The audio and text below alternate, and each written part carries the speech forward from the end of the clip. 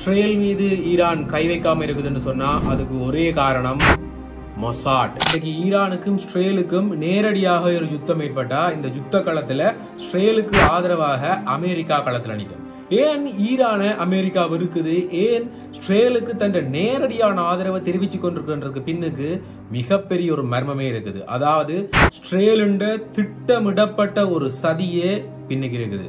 அந்த சதி என்ன, எப்படி இஸ்ரேல் அமெரிக்காவை தண்ட கைவசம் வச்சிருக்கிறதுன்ற பற்றி தான் இந்த காணொலியில முழுமையா பார்க்க போறோம். அதுக்கு முதல் இப்பதான் நீங்க சேனலுக்கு புதுசா வந்திருக்கீங்கன்னு சொன்னா சேனலை சப்ஸ்கிரைப் செஞ்சு இணைஞ்சு கொள்ளுங்க. அப்பதான் இது தொடர்பில் நாங்கள் போடக்கூடிய எல்லா காணொலிகளையும் நீங்க பார்க்கக்கூடியது போல இருக்கும். என்ன விஷயம் என்று சொன்னா, இப்ப அண்மை காலமாக மிக பூதாகரமாக வெடிச்சு கொண்டிருக்கக்கூடிய விஷயம் தான் இந்த இஸ்ரேல் ஈரான் யுத்தம். அதாவது இந்த இஸ்ரேல் ஈரான் யுத்தம் பல கட்டங்களாக இருந்தாலும் இப்ப ஒரு கிழமைக்கு முதல் ஈரானிய அதிபற்ற மரணம் என்றது உலக வரலாற்றையே ஒரு கொஞ்சம் திசை திருப்பி எழுத போகுது என்று சொல்லலாம். ஏனென்று சொன்னா, இஸ்ரேல் ஈரானிய யுத்தம் இனி எப்படி போக போகுது, இது இஸ்ரேலுக்கு ஒரு முடிவுரையா இல்ல ஈரானுக்கு ஒரு முடிவுரையினுடைய தொடக்கமா என்று சொல்லி இனி நடக்க போற நிகழ்வுகளை வச்சுதான் பார்க்கணும். ஆனா எது எப்படித்தான் போனாலும் இஸ்ரேலும் ஈரானும் நேரடியாகவே ஒரு பாரிய யுத்தத்தை, அதாவது உக்ரைன் ரஷ்யா யுத்தம் மாதிரி ஒரு யுத்தத்தை ஆரம்பிக்கும் என்று சொன்னால் அந்த யுத்த காலத்துல அமெரிக்காவின் பங்களிப்பு இஸ்ரேலுக்கு மிக அதிகமாக இருக்கும். அதாவது ஈரானிய வீரர்களுக்கு எதிராக அமெரிக்க வீரர்கள் இஸ்ரேலோட சேர்ந்து போராடுகிற அளவுக்கு, அதாவது யுத்தத்துல களம் காணுகிற அளவுக்கு அமெரிக்கா இஸ்ரேலுக்கு ஆதரவா இருக்குது. இதற்கு பின்னணியில என்ன ஒரு விடயம் நடந்திருக்குன்னு சொன்னா, இஸ்ரேலுண்ட ஒரு மிகப்பெரிய திட்டமே இதற்கு பின்னுக்குதான் இருக்குது. அதாவது இன்றைக்கு உலக நாடுகள் எல்லாமே பார்த்து வியக்கிற ஒரு அமைப்பு தான் இந்த இஸ்ரேலினுடைய மொசாட் அமைப்பு.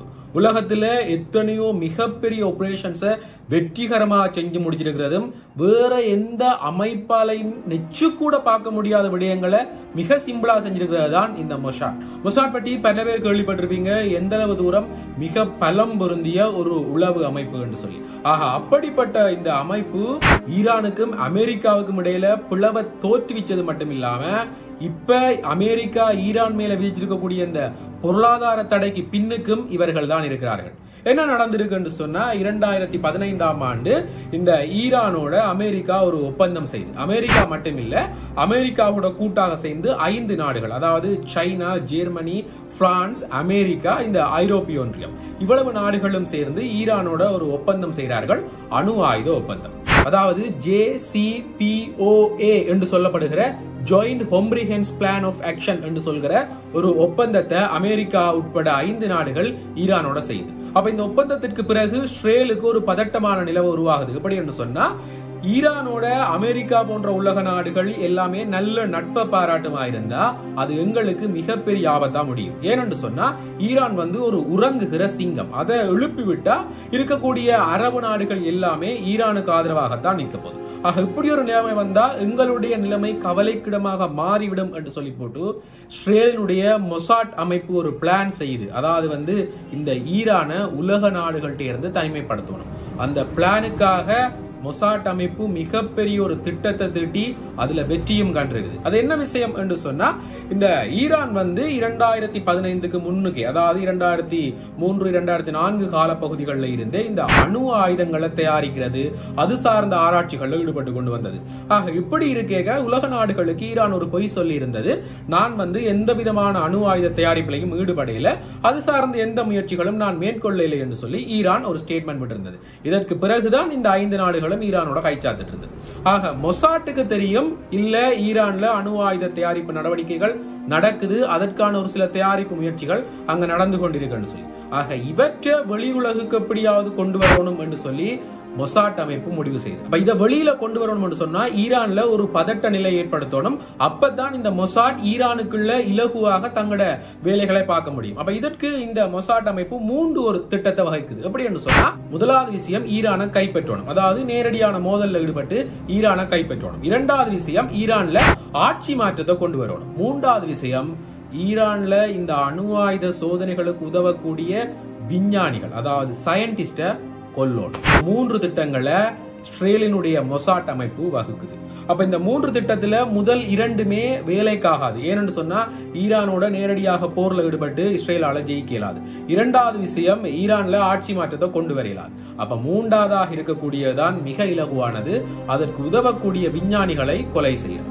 அப்ப இதற்கு என்று சொல்லி ஒரு திட்டத்தை வகுச்சு இஸ்ரேலினுடைய மொசாட் அமைப்பு ஈரானுக்குள்ள நுழையுது. அதாவது அந்த நுழையும் போது அவர்கள் 5 விதமான திட்டங்களோட நுழைகிறார்கள். முதலாவது விஷயம் என்னன்னு சொன்னா, ஈரானை இந்த உலக நாடுகள்ட்ட இருந்து பிரிச்சு தனியா கொண்டு வர. இரண்டாவது, ஈரானுக்கு எதிராக உலக நாடுகள்ட்ட இருந்து பொருளாதார தடை விதிக்கிறது. மூன்றாவது விஷயம், ஈரானுக்கு உதவி கொண்டிருக்கக்கூடிய நட்பு நாடுகளை அந்த உதவிகளை ஈரானுக்கு கிடைக்காம பண்றது. நாலாவது விஷயம், ஈரான்ல எங்களுடைய அதாவது இஸ்ரேலினுடைய உளவு படைகளை ஈரானுக்குள்ள புகுத்துறது. ஐந்தாவது விடயம் தான் இந்த விஞ்ஞானிகளை கொல்றது. இப்படியான திட்டங்களோட ஈரானுக்குள்ள புகுந்திருக்கக்கூடிய இஸ்ரேல் படைகளுக்கு ஒரு மகிழ்ச்சியான தகவல் வருது. என்னன்னு சொன்னா, ஈரான்ல உள்நாட்டு பிரச்சனைகள் ஆரம்பமாகுது. அப்ப இதை காரணமா வைத்துக் கொண்டு இஸ்ரேல் அவர்களுடைய அந்த விஞ்ஞானிகளை கொலை செய்கிற திட்டத்தை மிக பெரிதாக தொடக்கிறார்கள். எப்படி என்று சொன்னா, இன்று வரைக்கும் 2700 பேரை இஸ்ரேல் அதாவது இஸ்ரேலினுடைய மொசாட் அமைப்பு தட்டி தூக்கி இருக்கிறார்கள் என்று சொல்லியும், அதுல சரி கரவாசி விஞ்ஞானிகள், அதாவது தி வேர்ல்ட் பெஸ்ட் சயின்டிஸ்ட் என்று சொல்லப்படுகிற விஞ்ஞானிகளை இஸ்ரேலினுடைய மொசாட் அமைப்பு கொலை பண்ணி இருக்குது. ஆக இதற்கு பின்னணியில என்ன விடயம் நடந்திருக்குது என்று சொன்னா, இந்த அணு ஆயுத கொள்கைகள், அணு ஆயுத பரிசோதனைகள், அது சார்ந்திருக்கக்கூடிய கோப்புகள், அதாவது அது சார்ந்திருக்கக்கூடிய ஆவண ஃபைல்கள் எங்க இருக்குது, எப்படியான இடத்துல இருக்குது என்றத இஸ்ரேல் அதாவது மொசாட் கண்டுபிடிக்கணும் என்ற ஒரு கேள்விக்குறி மொசாட்டுக்கு வருது. இது சார்ந்து மொசாட் சாதாரண மனிதர்களை போல 20 வீரர்களை ஈரானுக்குள்ள அனுப்பி வைக்குது. அப்படி போன 20 பேருமே ஒரு வருடமா அங்க தீவிர உளவு பார்த்தல்ல ஈடுபடினம். எங்க ஈரான் தங்களுடைய இந்த களஞ்சியமா பயன்படுத்து, அதாவது அணு ஆயுத பரிசோதனைகளை எங்க வச்சு செய்து கொண்டிருக்குன்னு சொல்லி.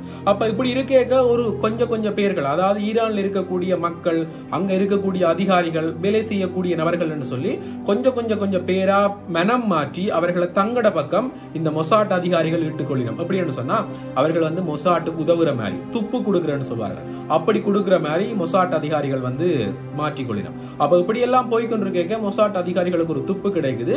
ஈரான்ல ஒரு ஒதுக்கப்பட்ட இடம், அந்த இடத்துல கணக்க ஃபேக்டரிகள் இருக்குது. அங்க அடிக்கடி இந்த கண்டெய்னர்ஸ் போய் வருது, அடிக்கடி கணக்கு அதிகாரிகள் போய் வரினம். ஒரு சில முக்கியமான நபர்களோட நடமாட்டத்தை அங்க காணக்கூடிய மாதிரி இருக்குன்னு சொல்லி இந்த மொசாட் அதிகாரிகளுக்கு ஒரு துப்பு கிடைக்குது. இதற்கு பிறகு அந்த மொசாட் அதிகாரிகள் தங்கள் நேரடி கண்காணிப்புல அந்த பில்டிங்ஸை கொண்டு வரினம். அப்படி கொண்டு வந்தா அது மிகப்பெரிய ஒரு பரப்பளவுல அமைஞ்சிருக்கக்கூடிய கட்டடங்கள். அப்ப அதுக்குள்ள எங்க இப்படியான ஃபைல்கள் சேகரிக்கப்பட்டு வச்சிருக்குது. நாங்கள் உலக நாடுகளுக்கு ஆதாரத்தை காட்டணும்டா அந்த ஃபைல்கள் எங்களுக்கு அவசியம். ஆக அவற்றை நாங்கள் எங்கே இருந்து பெற்றுக்கொள்ளலாம் என்று சொல்லி இந்த மொசாட் அதிகாரிகள் ஒரு ஆராய்ச்சியில் ஈடுபடியாக அது கணக்க தடைகளை அவர்களுக்கு ஏற்படுத்தி கொண்டு வருது.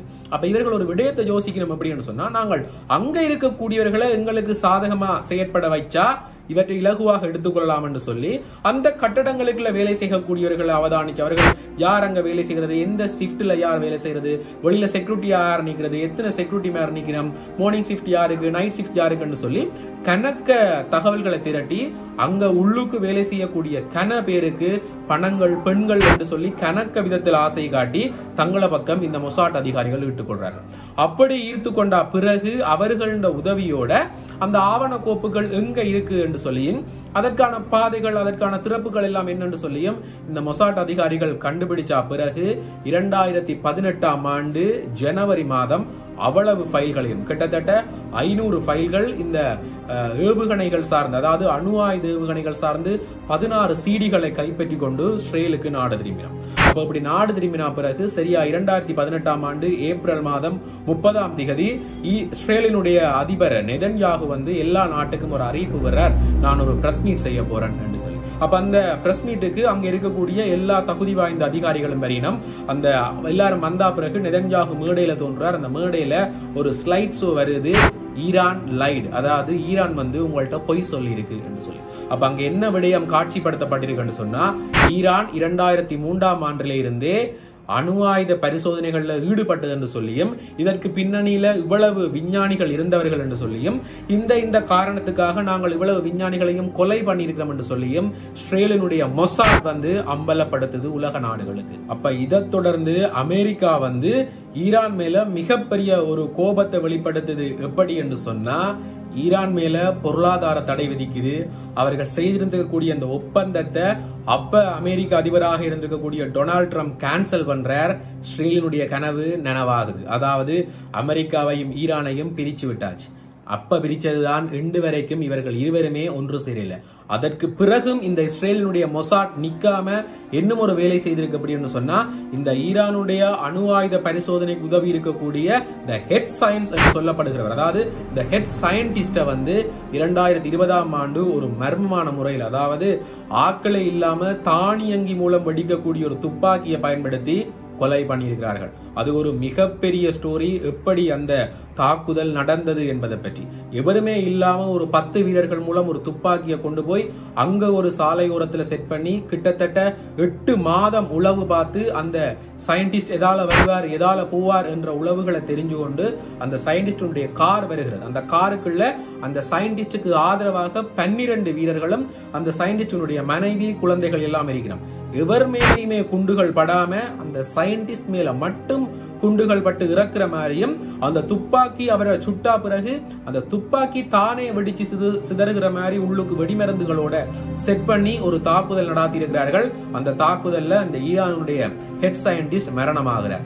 இப்படிப்பட்ட ஒரு அமைப்பு தான் மொசாட். இன்றைக்கு உலகத்தையே அச்சுறுத்தி கொண்டிருக்கிற பல நாடுகளுக்கு சிம்ம சொற்பனமா இருக்கிற விடயங்கள் எல்லாம் சர்வ சாதாரணமா செஞ்சு போட்டு சைலண்டா இருக்கிற மொசாட், அதனோட இந்த கேம் பிளே தான் இன்றைக்கு ஈரானையும் அமெரிக்காவையும் பிரிச்சு வச்சிருக்குது.